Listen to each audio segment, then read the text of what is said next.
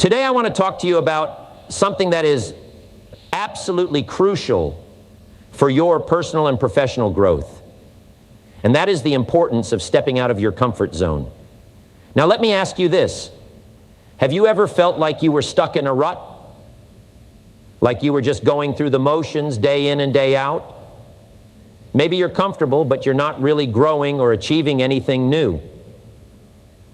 Well, my friends, that's because you're stuck in your comfort zone.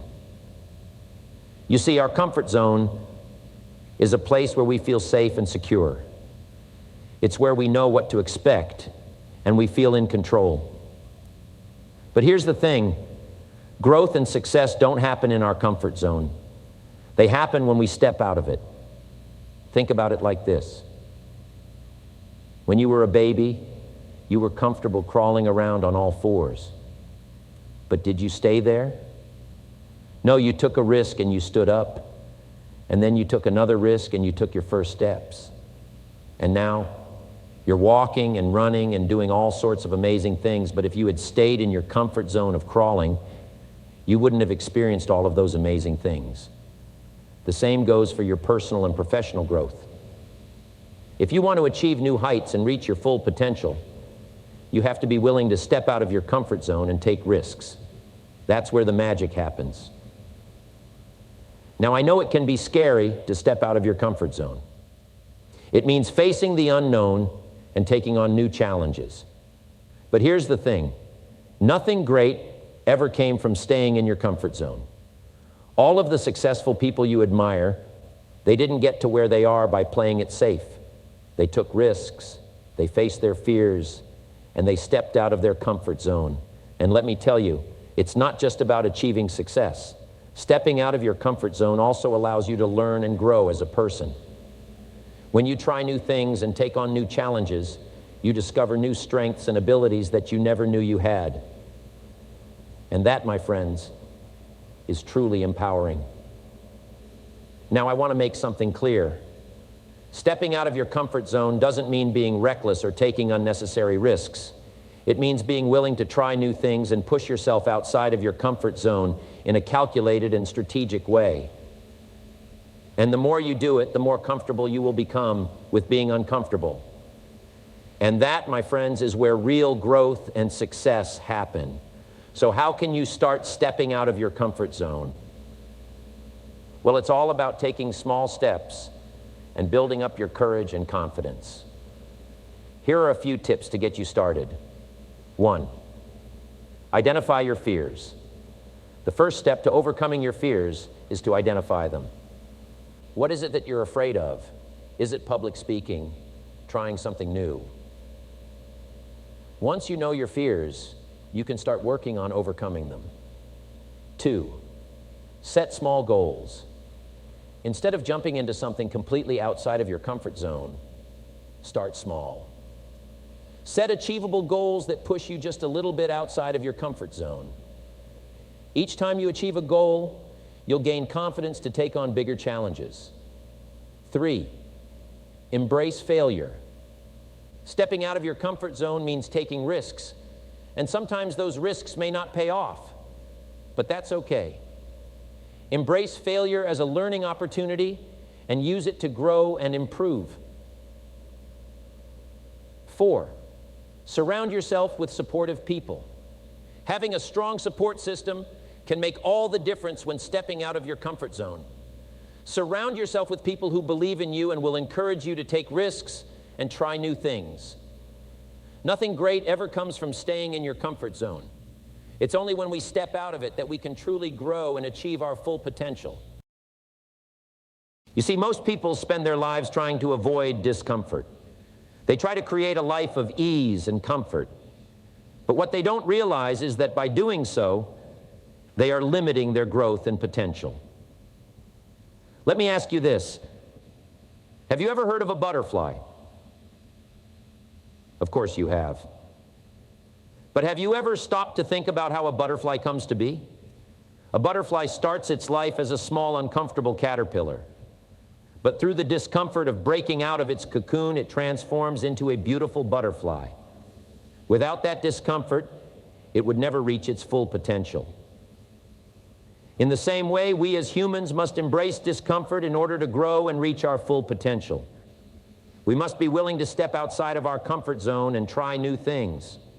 It is through discomfort that we learn and develop new skills. Think about it. When you first learned how to ride a bike, it was uncomfortable, right? You may have fallen a few times, but eventually you got the hang of it. And now riding a bike is second nature to you. That discomfort led to a new skill that you now possess. The same goes for any new skill or challenge in life. It will be uncomfortable at first, but with practice and perseverance, it will become easier and eventually second nature to you. And that is how we grow and improve ourselves. But embracing discomfort doesn't just apply to learning new skills. It also applies to facing our fears and overcoming obstacles. We often avoid discomfort because we are afraid of failure or rejection. But what we don't realize is that by avoiding discomfort, we are also avoiding opportunities for growth and success. Let me give you an example. Imagine you have a fear of public speaking. You avoid any situation that may require you to speak in front of a group of people. But then an opportunity comes along for you to give a presentation at work. You are hesitant and uncomfortable, but you decide to embrace the discomfort and give it your best shot. And guess what? You do a great job, and your boss takes notice. This may lead to a promotion or other opportunities for growth, all because you were willing to embrace discomfort and face your fear. Now, I'm not saying that discomfort is easy. It's not. It can be scary and uncomfortable, hence the name. But the key is to not let that discomfort stop you from pursuing your goals and dreams. As the saying goes, nothing worth having comes easy. And it's true. The things in life that bring us the most joy and fulfillment often require us to step out of our comfort zone and embrace discomfort. Now, I want to talk to you about setting audacious goals, even if it makes you uncomfortable. Now, I know what you're thinking, Jim. Why would I want to set a goal that makes me uncomfortable? That doesn't sound very pleasant. But let me tell you, my friends, that's exactly why you should do it. You see, most people are content with staying in their comfort zone. They set small, safe goals that they know they can achieve without much effort. And while there's nothing wrong with setting achievable goals, it's not going to get you very far in life. If you want to achieve greatness, if you want to live an extraordinary life, you have to be willing to step out of your comfort zone and set audacious goals. Now, what do I mean by audacious goals? I mean setting goals that are big, bold, and seemingly impossible. Goals that make you feel a little scared, a little uncomfortable. Goals that make you think, can I really do this? And the answer is yes, my friends, you can. You see, setting audacious goals is not about achieving them right away. It's about pushing yourself to become better, to grow, and to reach your full potential. Think about it, my friends. When you set a small, safe goal, you're limiting yourself. You're not challenging yourself to be better, to do more, to have more. But when you set an audacious goal, you're opening yourself up to endless possibilities. You're giving yourself the opportunity to achieve greatness and live a life that most people can only dream of. Now, I know that setting audacious goals can be scary. It's natural to feel uncomfortable when you're stepping out of your comfort zone. But let me tell you, my friends, growth and comfort cannot coexist. If you want to grow, if you want to achieve your dreams, you have to be willing to step out of your comfort zone and set audacious goals. But setting audacious goals is not enough, my friends. You also have to have a plan. You have to know how you're going to achieve these goals. And that's where the discomfort comes in. You see, when you set an audacious goal, you have to be willing to do things that you've never done before. You have to be willing to learn new skills, to take risks, and to work harder than you ever have before. But let me tell you, my friends, the discomfort is worth it. Because when you achieve an audacious goal, when you do something that you never thought was possible, the feeling of accomplishment is indescribable. It's like nothing else in the world. And that feeling, my friends, is what will keep you going, what will drive you to achieve even bigger and bolder goals. Now, I know that setting audacious goals can be overwhelming. You may not know where to start or how to achieve them. But let me tell you, my friends, it's all about taking small steps. Break down your audacious goal into smaller, more manageable tasks. And then focus on one task at a time. Before you know it, you'll be making progress towards your audacious goal, and it won't seem so impossible after all. But let me also remind you, my friends, that failure is a part of the process. When you set audacious goals, you may experience setbacks and failures along the way. But don't let that discourage you. Instead, use it as a learning experience. Learn from your mistakes, make adjustments, and keep moving forward. Remember, failure is not the opposite of success. It's a part of success. Now, I want to address one more thing, my friends. Some of you may be thinking, but Jim, what if I don't achieve my audacious goal?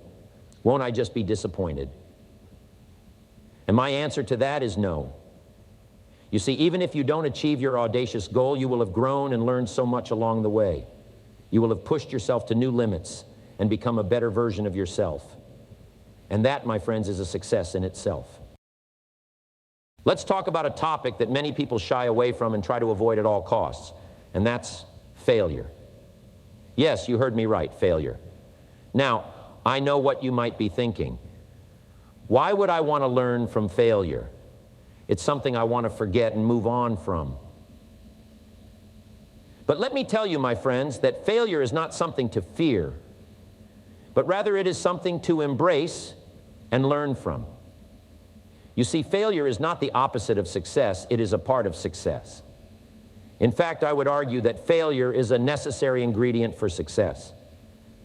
Think about it. Every successful person you know has faced failure at some point in their journey.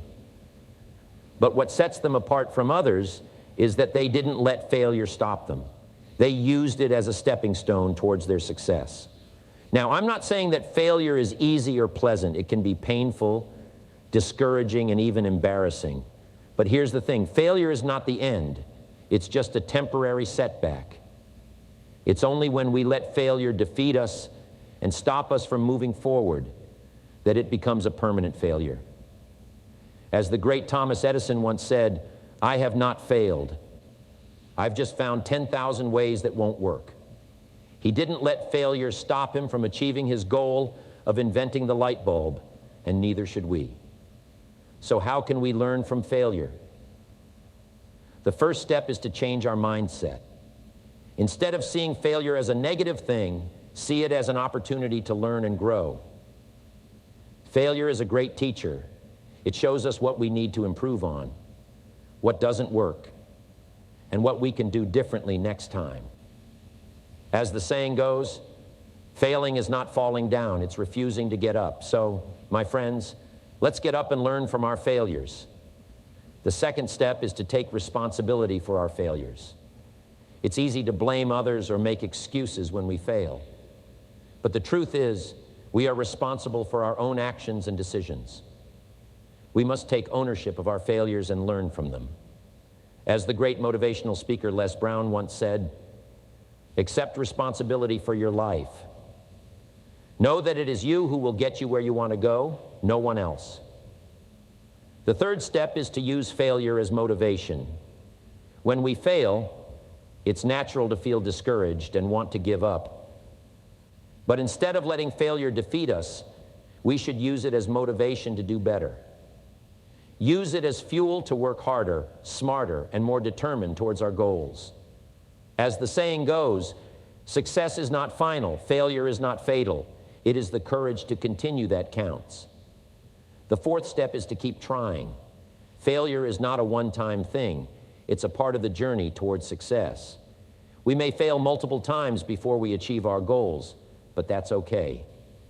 What's important is that we keep trying and never give up. As the great basketball player Michael Jordan once said, "I've missed more than 9,000 shots in my career. I've lost almost 300 games. 26 times I've been trusted to take the game-winning shot and missed. I've failed over and over and over again in my life. And that is why I succeed." Lastly, my friends, we must remember that failure is not a reflection of our worth or potential. Just because we fail at something It doesn't mean we are failures. Failure is simply a part of the journey towards success. As long as we keep learning, growing, and trying, we are on the path to success.